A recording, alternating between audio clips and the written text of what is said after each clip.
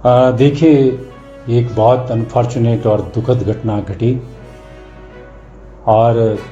10 मार्च को जैसे ही शिमला जिला पुलिस को पता लगा कि लेट श्री बिमल नेगी जी मिसिंग हैं, जिला शिमला पुलिस ने तत्काल अपनी कार्रवाई की, परिवार के साथ सहयोग किया, परिवार ने भी पुलिस को सहयोग दिया और उन सभी संभावित जगहों को तलाशने का प्रयास किया जहां पर लेट श्री बिमल नेगी जी के जाने की संभावना थी। इसी दिशा में हमें पता चला कि बिमल नेगी जी आखिरी बार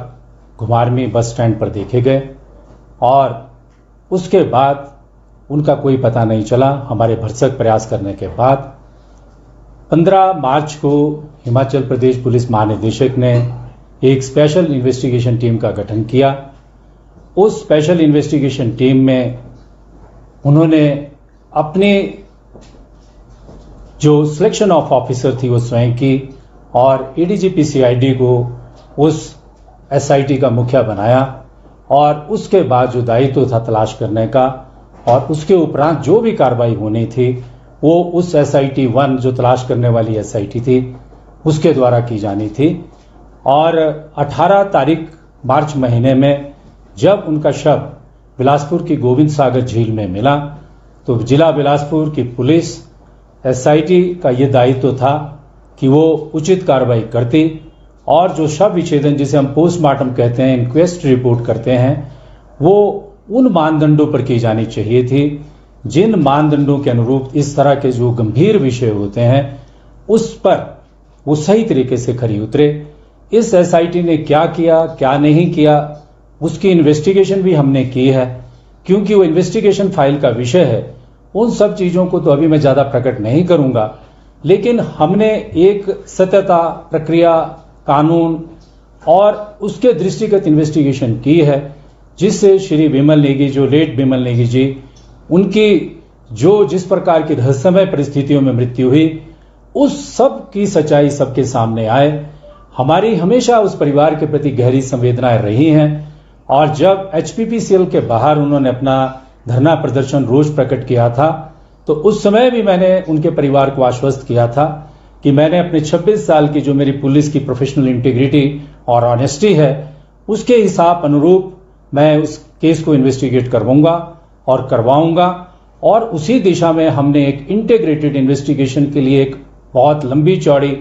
एक्सपीरियंस टीम बनाई और एक डिफाइंड कंटूर जो है उसका इन्वेस्टिगेशन का तय किया। उस इन्वेस्टिगेशन टीम ने जितने भी मानदंड इन्वेस्टिगेशन के हैं, जितने भी साक्ष्य चाहिए, वो सारे के साक्ष्य जो है पिछले 40-45 दिनों में एकत्र किए हैं, वो हमारी फाइल में मौजूद हैं। वही हमने अपनी स्टेटस रिपोर्ट, जो इंडिपेंडेंट स्टेटस रिपोर्ट है, समग्र रूप से माननीय अदालत के सामने रखी थी और माननीय अदालत की विजडम में जो फैसला है उसके ऊपर तो कोई टिप्पणी नहीं की जा सकती है, लेकिन मैं पूरे दायित्व के साथ ये कहता हूं कि हमने ईमानदारी के साथ सच्चाई की पता लगाने का प्रयास किया है और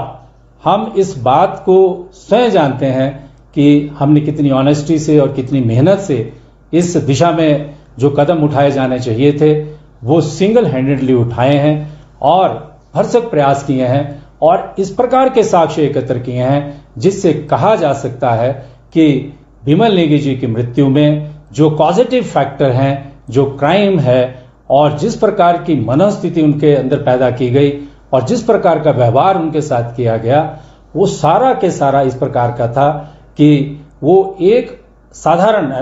जिसको कहते हैं कि सिंपल कंडीशन में इम्प्रॉपर अनकॉल्ड बिहेवियर था और कोई भी व्यक्ति जो है इस प्रकार की परिस्थिति में प्रोपेल हो सकता है इस प्रकार का कदम उठाने के लिए। लेकिन यही इन्वेस्टिगेशन का एक कंटूर नहीं है। इन्वेस्टिगेशन के और भी बहुत सारे पहलू हैं जिसमें कि क्राइम के और फैक्टर्स जो परिवार ने प्रकट किए थे कि उनकी हत्या भी हो सकती है, उनको पानी में फेंका भी जा सकता है, उनके साथ इस और भी कई प्रकार के अपराध हो सकते हैं। तो लेट श्री बिमल नेगी जी के परिप्रेक्ष्य में हमारी टीम उन सभी चीजों पर भी इन्वेस्टिगेशन कर रही थी और माननीय अदालत के आने के बाद कल हमने उस इन्वेस्टिगेशन कार्य को अभी रोका है और आगे की जो रणनीति है उस दिशा में हम अभी अपना जो है वो सोच विचार कर रहे हैं, क्योंकि किसी भी इन्वेस्टिगेटिंग ऑफिसर के लिए, एक प्रोफेशनल पुलिस ऑफिसर के लिए ये बहुत बड़ा प्रोफेशनल चैनल भी होता है और साथ साथ में एक दायित्व भी होता है जिसमें हमको सिद्ध करना होता है कि उस प्रोफेशनल चैलेंज को हमने एक्सेप्ट किया और अपनी in the line of duty अच्छी प्रकार से निभाया। सर, उसी जो आप ये दलील दे रहे हैं उन्हीं सारी दलीलों को तो अदालत ने खारिज किया है और बहुत सारे सवाल इस पर उठाए गए कि जो उन्होंने बिंदुवार कहा आपकी जांच को लेकर और जो डीजीपी की तरफ से जो एफिडेविट दिया गया था, जो उनकी तरफ से इंडिपेंडेंट स्टेटस रिपोर्ट दी गई थी, उसको आधार बनाया और फ्रिक्शन जैसा वर्ड भी ये बताया था कि आपके बीच में है। तो ये कहीं ना कहीं डिसअपॉइंटिंग है आपके लिए या फिर आप किस तरह से इसको एक्सप्लेन करें? देखिए, जो ऑनरेबल कोर्ट का ऑर्डर है उस कोर्ट में जो लीगल एस्पेक्ट्स हैं, एनालिसिस हैं, उसके संदर्भ में अभी जो हम आगे करने जा रहे हैं, क्योंकि हमारी इन्वेस्टिगेशन इंटीग्रेटेड ऑनेस्ट इन्वेस्टिगेशन है। पुलिस महानिदेशक ने उस इन्वेस्टिगेशन में जो एफिडेविट और जो शपथ पत्र दायर किया है वो बहुत ही गैर जिम्मेदाराना तरीके से दायर किया हुआ शपथ पत्र है।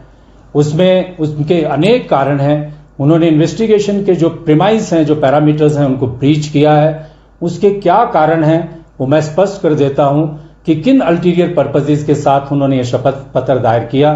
हम सब जानते हैं कि रिसेंटली हिमाचल प्रदेश सीआईडी में एक घटनाक्रम हुआ था। सीआईडी ने एक जांच की थी। जांच करने के बाद एक चिट्ठी को जो उनकी गुप्त चिट्ठी थी उसको ऑफिस से निकालकर चुराकर लीक करवाया गया था और उस दिशा में एक एफआईआर पंजीकृत हुई है। मुझे इसमें कहने में कोई संकोच नहीं है कि उसमें जो हमारे पुलिस महानिदेशक हैं उनका निजी स्टाफ जो है संलिप्त है और उनकी इन्वेस्टिगेशन चल रही थी। इसी दौरान जो है उस इन्वेस्टिगेशन को बाधित करने के लिए उन्होंने अनेक प्रयास किए और यही नहीं है, इसके अलावा भी अनेक ऐसी शिकायतें जिला शिमला पुलिस को प्राप्त हुई हैं जिसमें पुलिस महानिदेशक के आचरण के संदर्भ में गंभीर प्रश्न उठाए गए हैं। अभी कुछ समय पहले हमारे पास एक शिकायत प्राप्त हुई जिसमें एक विनय अग्रवाल नामक व्यक्ति के संदर्भ में यह प्रकट किया गया है कि पुलिस महानिदेशक ने एक रिपोर्ट तैयार की और वो रिपोर्ट जो है पुलिस महानिदेशक में जब वो सीआईडी में महानिदेशक के पद पर थे और जूनियर ऑफिसर्स के ऊपर दबाव डालकर जो है वो रपट बनाई, वो रिपोर्ट बनाई, कोर्ट्स को मिसलीड किया। उस बात की जांच भी शिमला पुलिस कर रही है। वो हमारे थाना में जो है वो रिपोर्ट जो है पंजीकृत है और उस संदर्भ में भी मैंने एडवोकेट जनरल के कार्यालय में और एसीएस होम के कार्यालय में पहली चिट्ठी के द्वारा सूचित किया था। ऐसे अनेक और विषय हैं उनके निजी स्टाफ के बारे में। मुझे इस बात को कहने में कोई संकोच नहीं है कि उनके जो निजी स्टाफ के लोग हैं, आपको पता है शिमला जिला में ड्रग पेडलिंग एक्टिविटीज के खिलाफ कितना बड़ा ऑपरेशन जो है शिमला जिले में पिछले 2.5 साल में पुलिस अधीक्षक का पद कार्यभार संभालने के बाद हमने चलाया है। उसमें यह प्रकट हुआ है कि एक संजय भूरिया नामक गैंग में जो है उनके निजी स्टाफ का एक व्यक्ति संलिप्त पाया गया है। उसको लेकर भी हमने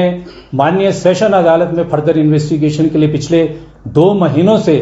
प्रयास कर रहे हैं कि हम फर्दर इन्वेस्टिगेशन करना चाहते हैं। जब पुलिस महानिदेशक का कार्यालय इस प्रकार के व्यक्तियों के साथ संचालित हो रहा हो तो एक पुलिस अधीक्षक का धर्म और कर्म में बनता है कि न्याय और प्रक्रिया को ध्यान में रखते हुए ऐसे कार्यालय की क्रेडिबिलिटी के बारे में जनता को भी सचेत करे और इस तरह की इंपॉर्टेंट इन्वेस्टिगेशन को भी इस तरह के व्यक्ति से बचाए। सर, इसमें जो कोर्ट का ऑब्जर्वेशन है एंड आम भाषा में अगर समझें, पब्लिक जो ओपिनियन है that has become like Vimal Negi's case has become police versus police. आपने संगीन आरोप लगाए हैं डीजीपी पर। At the same time DGP ने एफिडेविट दिया है, he is the chief of the police. क्या उन्होंने आप पर उस पर कार्रवाई क्यों नहीं की? क्या जो आपने आरोप लगाए हैं क्या उसमें डीजीपी कार्यालय कॉपरेट नहीं कर रहा है? बिल्कुल, जो मैंने आरोप लगाए हैं, जब हम जो सीआईडी ने इन्वेस्टिगेशन पंजीकृत की है उस इन्वेस्टिगेशन में डीजीपी कार्यालय ने मेरी चिट्ठी पत्र लिखने के बाद कि आप इस इन्वेस्टिगेशन में बाधा नहीं पहुंचा सकते हैं इसकी स्वतंत्रता में, उसके बावजूद भी डीजीपी ने उस इन्वेस्टिगेशन को सीआईडी में अपनी चॉइस के ऑफिसर से करवाने का प्रयास किया। और ऐसे अनेक हमारे पास उदाहरण हैं जहां पे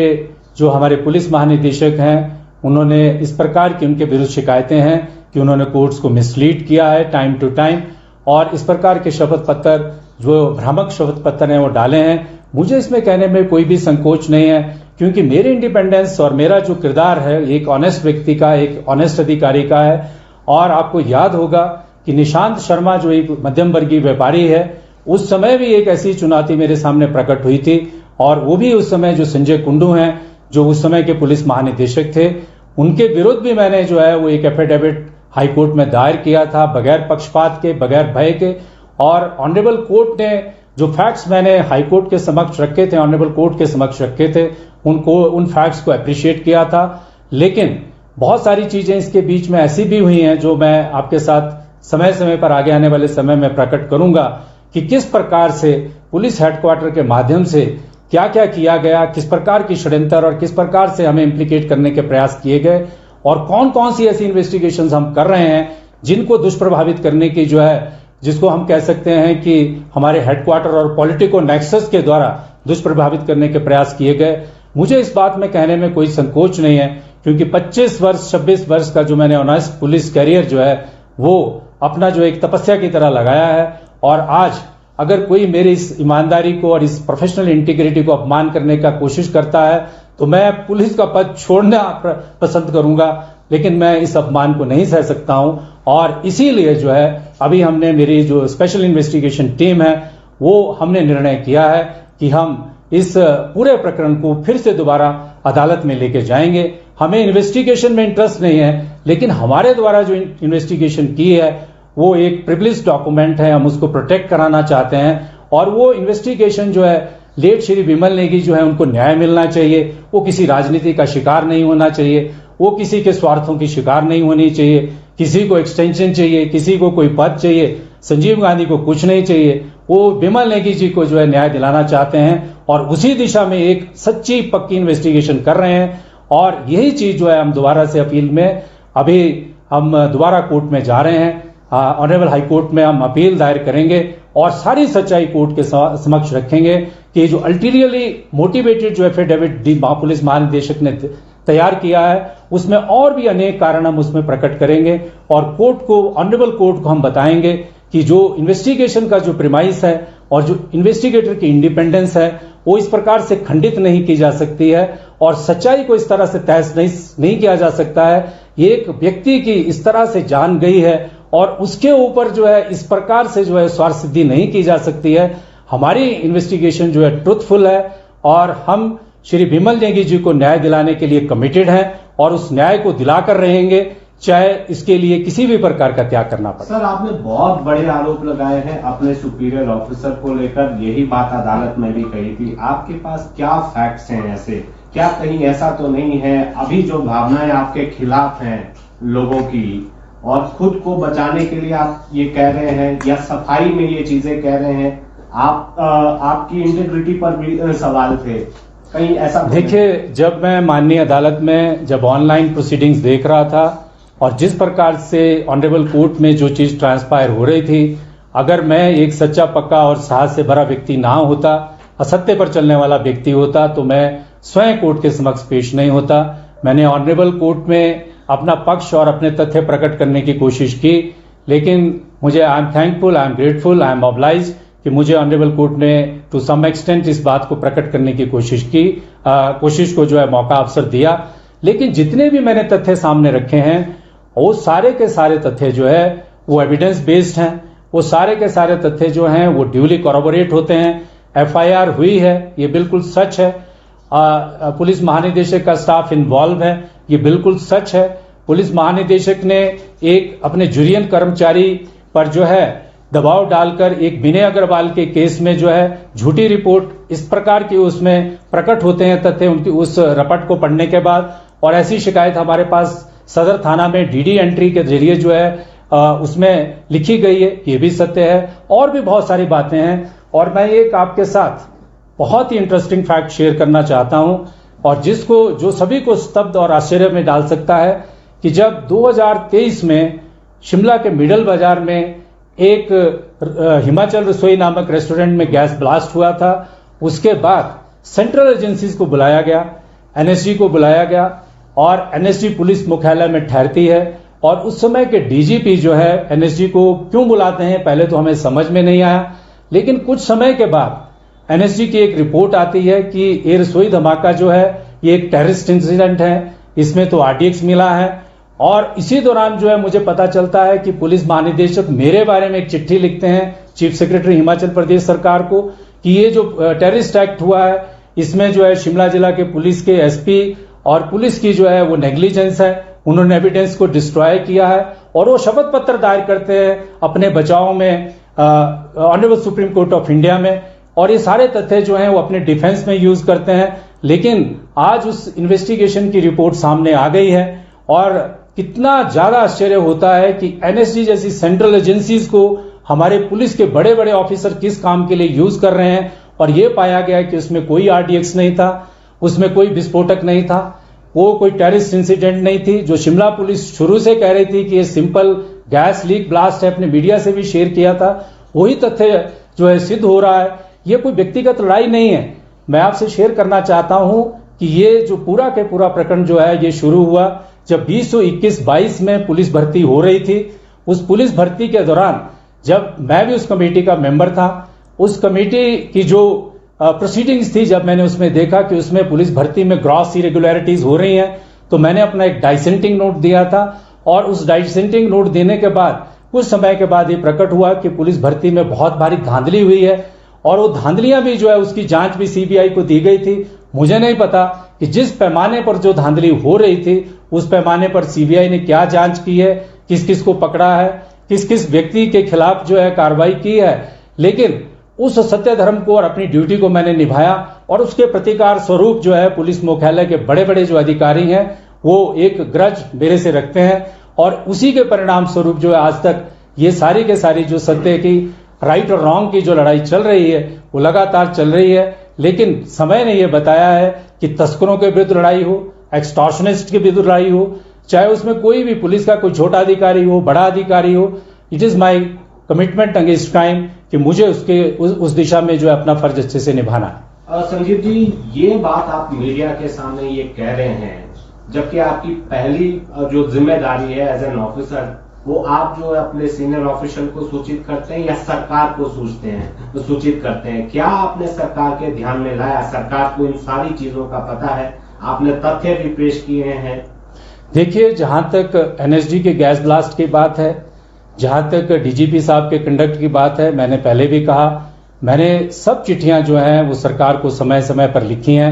it is a matter of record. मैंने सरकार के ध्यान में बात लाई थी कि किस प्रकार से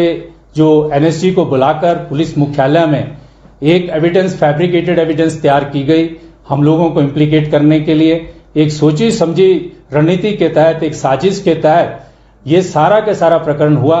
ये जो अधिकारी हैं जिनको हमने सूचित किया था, ये उनका दायित्व बनता है कि ये फैक्ट पता करे कि आरडीएक्स किसने इंट्रोड्यूस किया, इस बात की जांच हो।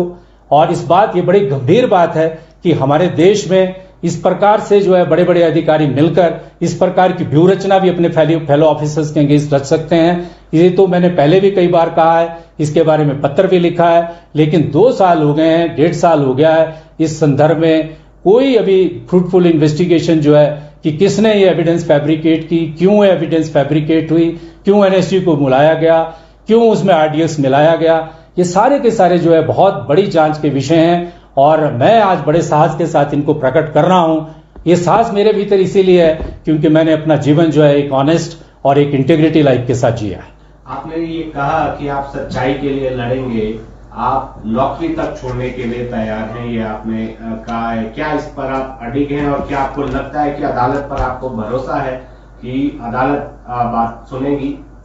देखिए, अदालत के सामने तो हम जाएंगे, अदालत पर क्यों भरोसा नहीं है। सत्य और न्याय की जब भी परीक्षा हमारी सोसाइटी में हुई है तो उसमें अंतिम निर्णय अदालतों के माध्यम से ही सभी को मिला है। As a investigator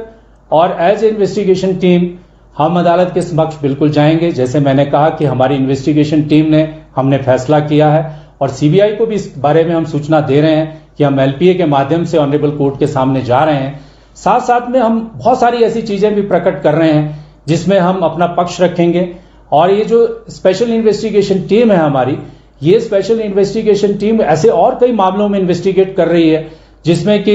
investigating team को जो है प्रोटेक्शन की आवश्यकता है,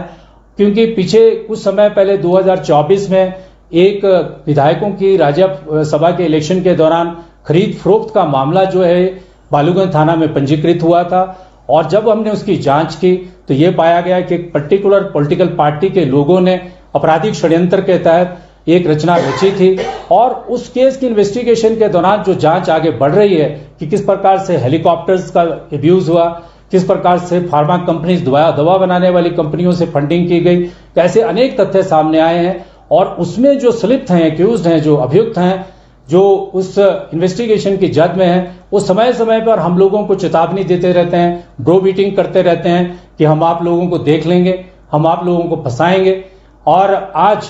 वो जो लोग हैं,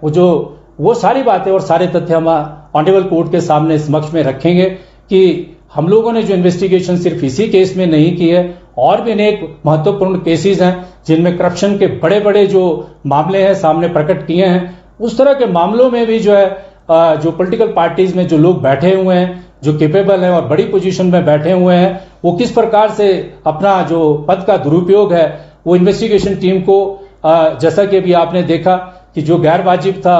पुलिस महानिदेशक का आचरण, किस तरह से जो किसी भी अधिकारी को जो है वो हमारी इन्वेस्टिगेशन टीम के अगेंस्ट जो है अब्यूज कर सकते हैं। मैं आपके साथ शेयर करना चाहता हूं कि जब मैं माननीय अदालत ने मुझे अनुमति दी, I am grateful for that, अपने समक्ष जो है अपने जो इन्वेस्टिगेशन स्टेटस रिपोर्ट को लेकर के जो तथ्य प्रकट करने की, तो उस समय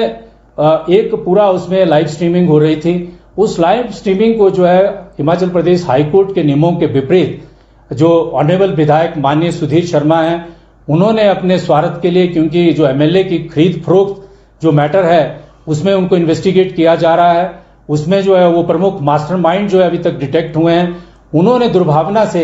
मेरे प्रति दुर्भावना से और मेरी प्रोफेशनल इंटेग्रिटी को क्वेश्चन करने के लिए और जनता को ये दर्शाने के लिए कि मेरा किस प्रकार से माननीय अदालत में जो है वो उन्होंने ऐसा दर्शाया और बहुत नेगेटिव तरीके से पिक्चर को पोर्ट्रे किया, वो सारा का सारा नहीं किया जा सकता था रूल्स के हिसाब से। और उस संबंध में मैंने कल एक पिटीशन दायर की है और माननीय अदालत से ये भी उसमें प्रेयर की है कि कंटेम्प्ट ऑफ प्रोसीडिंग्स के साथ साथ कॉपीराइट और इंफॉर्मेशन एक्ट में उनके खिलाफ कार्रवाई की जाए। सर, जब इतनी बातें खुल गई हैं तो जरा एक बात ये भी बता दें कि रामकृष्ण मिशन वाला जो मामला था उसको लेकर भी जो आप ने पहले भी कहा था, अब उसको लेकर भी कहा जा रहा है कि सीबीआई जांच होनी चाहिए। हमारी तो जानकारी है कि कुछ बड़े दबाव उसमें आए थे, पूर्व में सरकार के दौरान भी कुछ बातें सामने आई थी और इस बार भी, उसमें क्या सच्चाई है? देखिए, जो रामकृष्ण मिशन का जो प्रसंग है, जो क्रिमिनल इंसिडेंट हुई थी, उस पर भी ये सत्य है कि मुझ पर जो है दबाव डाला गया था कि वहां के जो स्वामी है तन्महिमानंद, उनसे पूछताछ ना की जाए। इस बात के साक्षी जो हैं हमारे जिला के डिप्टी कमिश्नर भी हैं कि मुझे हिमाचल प्रदेश के चीफ सेक्रेटरी साहब ने अपने कार्यालय में बुलाया और बुलाने के बाद कहा कि इस विषय पर जो है आप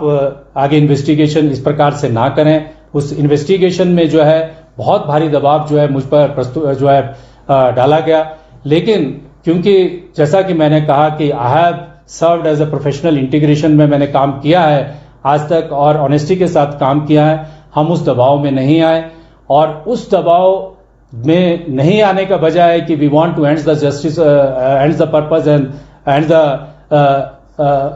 service of the justice towards the service of the justice. मुझे ये कहा गया कि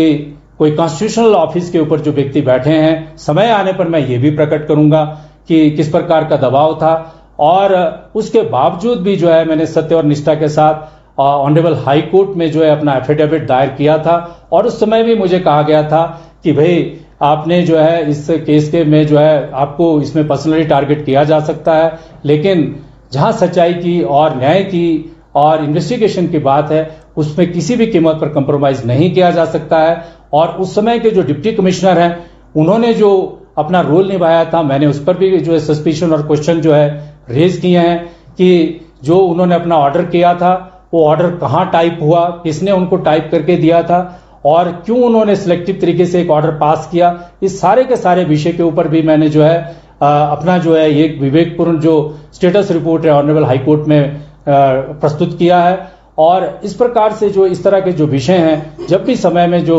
टेस्ट ऑफ टाइम है उसमें हमने अपनी निष्ठा को प्रकट किया है।